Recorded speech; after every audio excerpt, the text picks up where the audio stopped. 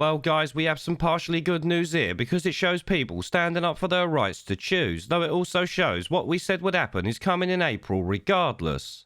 Of course, the health service losing staff is not good in general, but the whole situation is yet another stain on the government's piss-poor record over the past 20 months. Yes, they might have managed to cover up the effects of the care home mandate forcing staff out so far by keeping people in hospital, but they won't be able to hide NHS staff leaving in April.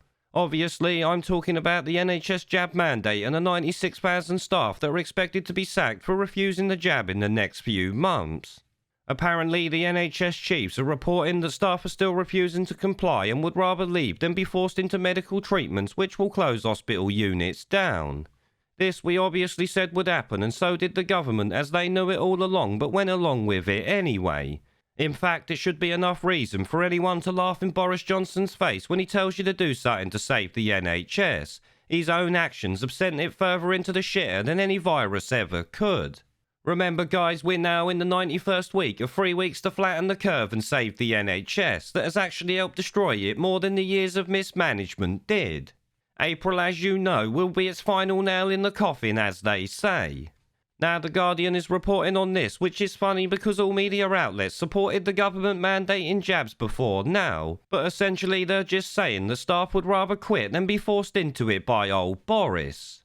The article itself talks about 40 midwives in one hospital telling them to stick it up their arse, which will close down the unit, and this is all thanks to Boris Johnson and of course the Labour Party. I personally don't blame the NHS staff for it, I blame Boris Johnson and every MP that voted for it.